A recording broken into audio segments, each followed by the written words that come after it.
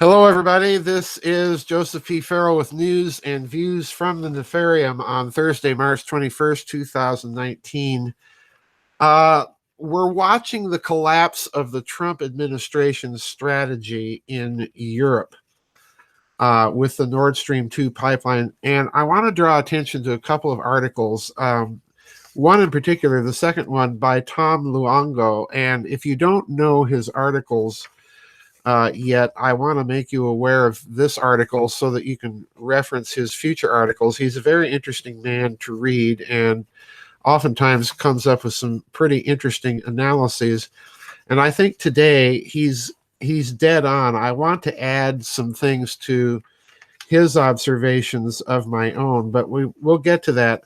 The first article I've linked is a very short article from the Daily Mail and the UK's Daily Mail, and it basically is about Germany, and I'll read the title of the article. Germany says it will abandon its NATO spending commitments, and those were commitments that Chancellor Merkel made to President Trump, and invest even less than promised, sparking U.S. anger after Trump criticized European allies for expecting a free ride.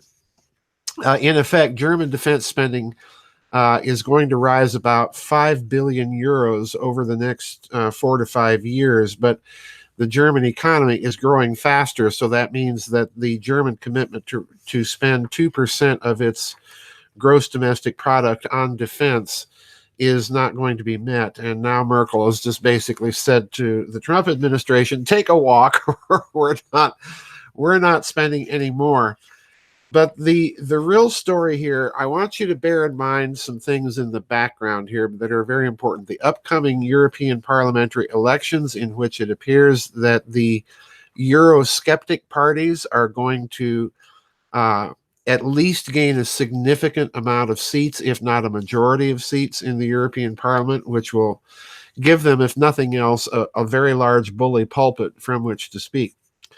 And then the second thing I want you to bear in mind is the strife in France. And the third thing is the upcoming summit between Italy and China that's going to be held in Rome. This is going to be very interesting. And the purpose of that, you'll recall, is that Italy has just decided, well, we're going to get on board with China on the One Silk Road, One Road, One Belt initiative. And Germany, of course, recently tightening its relationship with Russia to get the Nord Stream 2 pipeline built. So this is all in the background here playing out. And now I want to go to Mr. Luongo's article. And he makes a number of very interesting and prescient, and I've got these links for you that I will post when I post the news and views. He's got a number of interesting and I think very prescient observations. And I want to read a few paragraphs from this article to you, and then add some speculation of my own as to where this is ultimately going to play out. This was posted on March 16th, 2019, and he says the following, quote, if you are the United States, this view of Nord Stream 2 depends on who you are. If you are the United States, it is a massive rebuke of the post-World War II institutional order mostly paid for by the United States to rebuild Europe and protecting it from the scourge of the USSR. From Europe's perspective, it's job well done and all that, but Russia isn't the threat anymore, and it's time for us to come out from underneath the US's shadow. If you are Russia, Nord Stream 2 is the wedge driving these two adversaries apart while improving national security on your western border. And this is all important for Russia because, as I've pointed out, beginning a few years ago, this really, the first little whispers of this move began under Bush 2 and then continued under Obama, when the U.S. very quietly started moving and rebasing some of its troops in Western Europe into the old cordon sanitaire that was put together by Clemenceau after World War I in Poland, Romania, and so on. The United States very quietly began rebasing. And what that told me was inevitably the United States was concerned about a kind of Molotov-Ribbentrop Pact version 2.0 and was trying to keep that and prevent that from happening.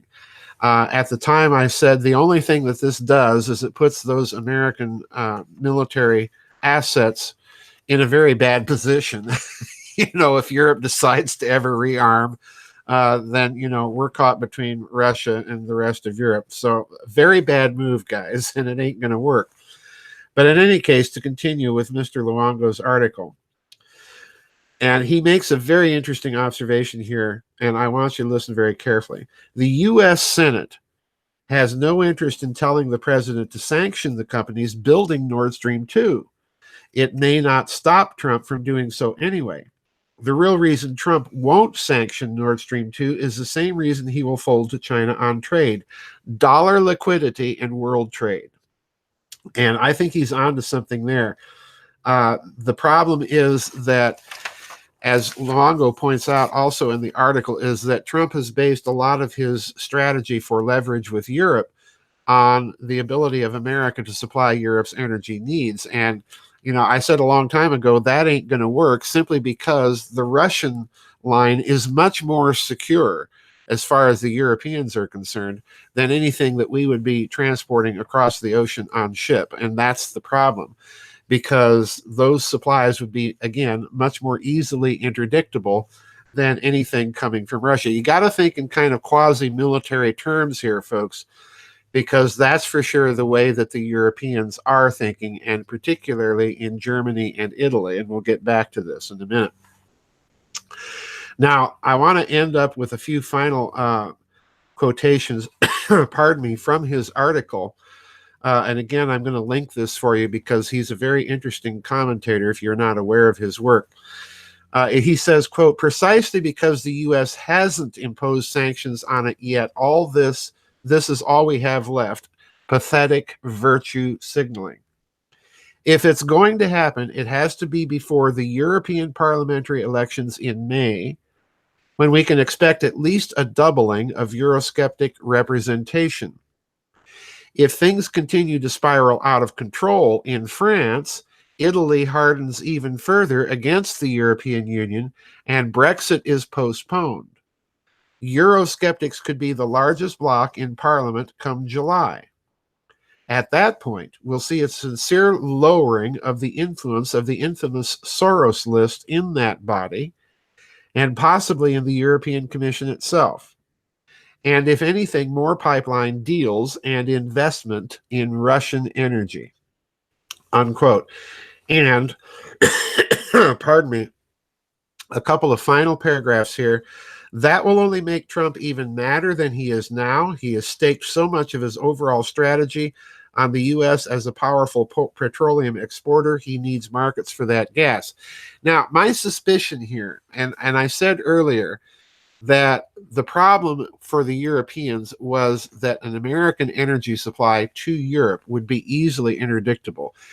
And I suspect very strongly, folks, that what's in the back of the minds of at least the European military experts in Berlin and London and Paris and Rome and so on, is that they have been looking very carefully at the recent equipment upgrades in China and Russia with these cruise missiles that can strike from a tremendous distance and do so with extreme accuracy. In other words, basically, we're looking at the end of the era of the gigantic multi-billion-dollar aircraft carrier as the primary force projector on the high seas. And if that's the case, if they're able to interdict the American control of the sea lanes that easily, then they would not want their supplies subjected, their energy supplies subjected to any other up-and-comer. This is problem number one. In other words, they've been watching all these war games. I suspect the recent war game that was held in this country with Rand Corporation, which very clearly showed that the United States would not do well in a direct open confrontation with Russia and China. And I suppose that a lot of these recent Chinese and Russian weapons systems were the reason why.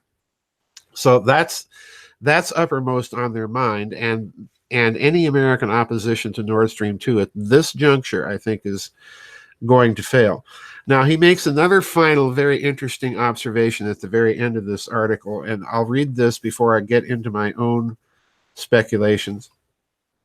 He says, quote, "All of this confirms for me that the Garden Summit last summer between President Putin and German Chancellor Angela Merkel laid out their strategy to beat Trump on Nord Stream 2 and begin the next phase of relations between Russia and Germany." Now, I want to add to this scenario some prediction here.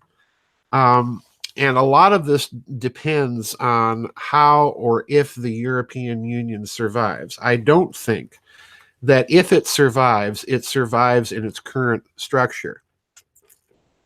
Pardon me, folks, my throat has been rather dry.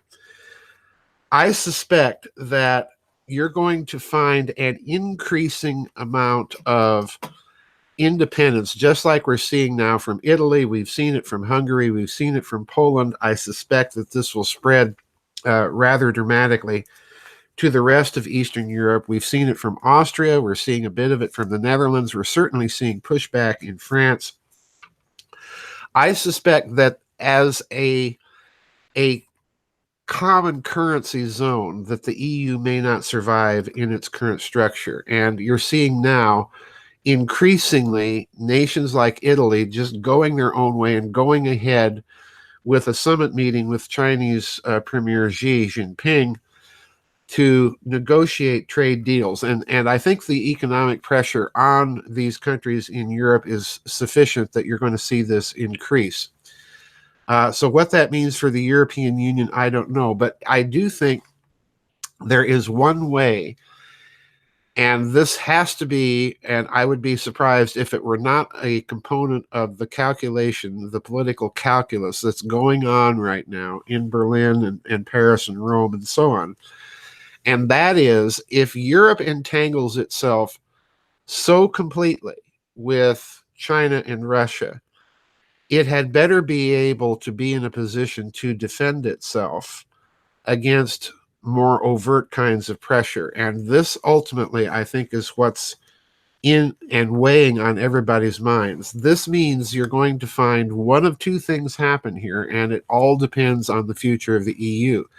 If the EU breaks up, inevitably, the pressure will be on the European nations to revert to an increased military spending on their part. If the EU stays together, even if only as a military cooperation zone, then they're going to have to figure out a way to combine and create a common European military. We've seen France and Germany making definite steps in this regard in the last few years.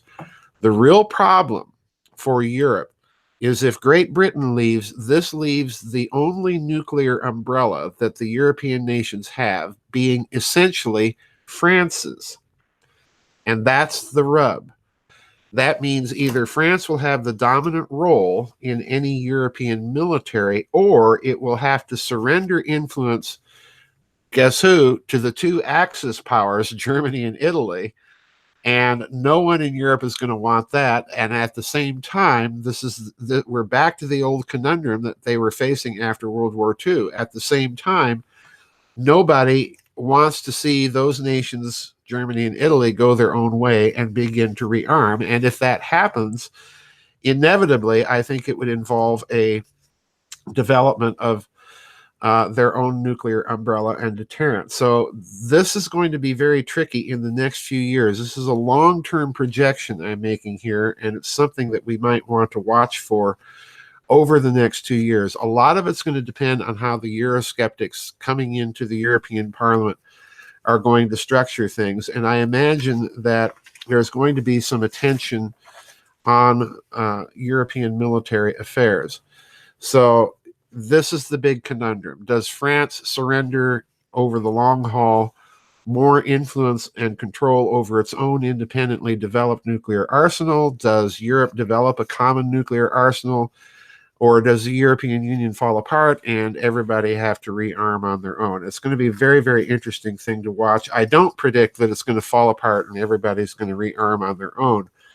So I am predicting, I lean more toward the idea that this is going to be a long-term debate to watch for now as things begin to change in Europe. But bottom line is, I think I think Mr. Luongo is quite correct. I think American influence is definitely waning in Europe. I don't think it's ever going to return to its post-war peak. I don't think it should return. And as a matter of fact, I would be one of those all for getting American bases out of Europe altogether. But that's down in the future, and I suspect that Putin and Merkel have already been discussing that. Anyway, one final announcement, folks. We don't have a vid chat tomorrow. The next one will be a week from tomorrow. The new book is out on Lulu. I've been watching sales. Please, if you like the book, please give me a nice review on Lulu. I would appreciate it very much. It seems to be doing okay, and I've had a little bit of feedback on it, but it is out on Lulu, on my Lulu page. So anyway, that's it for today's news and views, everybody. We'll see you on the flip side. Bye-bye, and God bless.